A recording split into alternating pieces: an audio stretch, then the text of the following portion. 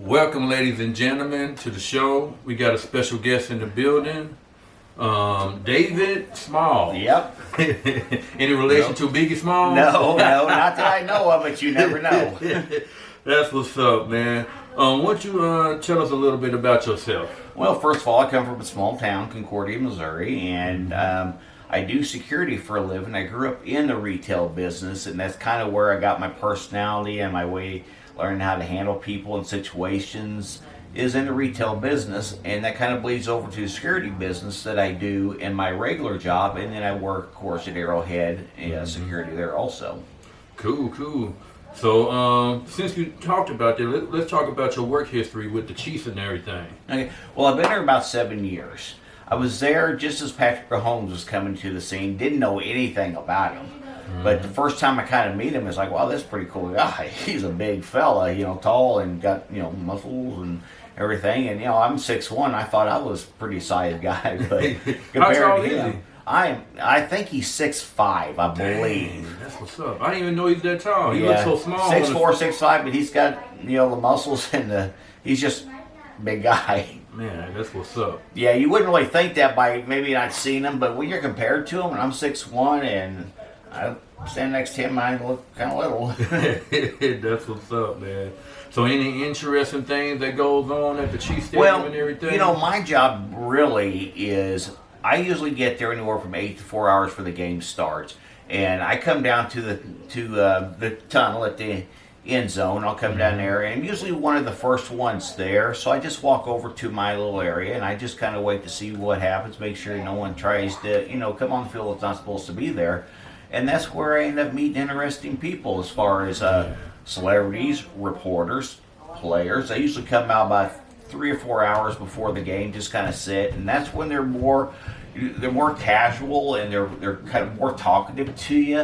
They're not as focused. They're coming out there just to kind of get the feel of the land and in the field, see how it is, the temperature wise, outside, of course, the atmosphere, and get some warm up, some reps. So what about the traveling and everything? Because I know now, since we've been going to the Super Bowls and everything, I know y'all travel even more now because we always in the playoffs. So you travel with the team everywhere they go. Well, actually not everywhere. I'm actually subcontracted through Arrowhead, the Chiefs department, and I travel with them as need be. I have been to some games with my company. I've been down to Louisiana doing the Final Four. I've been able to do that. We do a lot of concerts at Arrowhead, so we do a lot of concerts. I've actually have gotten back from Vegas. As a matter of fact, this is my Vegas shirt. The draft, I bought this shirt as a souvenir from there. Okay. So I've traveled with a great group of guys in Nevada, Vegas. I didn't actually get to go to the stadium, but I was stationed at different places, which was pretty impressive. I really liked it. It sounds pretty impressive. So what about your the CBS TikTok video that got the 4 million views? I think that's this one right here. If y'all, I don't know if y'all can see it or whatnot. This guy got like close to 5 million views or whatnot. Yeah. On TikTok just for this post right here, and I'm gonna let him explain this post to y'all. Okay. If you go to my TikTok addresses, which is dsmall 84 or Walking Tall 84, and I'll explain in a minute why I have two of them, but I post those videos on there.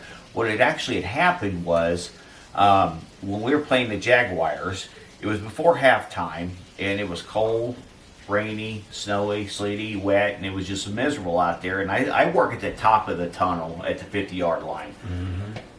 So I was out there the whole first half, and I was getting wet and cold. And I work with another gal, her name's Tiffany Sanders, and we trade places going down into the 50-yard line tunnel. And I told Tiffany, I'm going to go down there and just kind of warm up a little bit. It's about 2 minutes in, before the half was over. And when a 2-minute warning, things get kind of chaotic on the sideline. So a little before that, I went down there, and I stepped down there, and I thought, I'll just have a package of crackers, which these are my favorite cracker, Munchie Crackers from Frito-Lay. So those are the crackers you was eating. Those are the crackers in the video. Yes. Okay. So The one that got like 5 million views, y'all. Yeah. So I had I had a coat with pockets. It was just stuffed with snacks. As a matter of fact, these are the snacks that was stuffed in there. And it's so funny because I'm not really allowed to eat down there. There's little places I could kind of duck into, but I thought, who's going to catch me? Right. I know sooner open that package of crackers, and you can see in the TikTok videos. You just opened it because you was about to eat it, and Mahomes come through there, and you was like, "Oh man, I'm cold."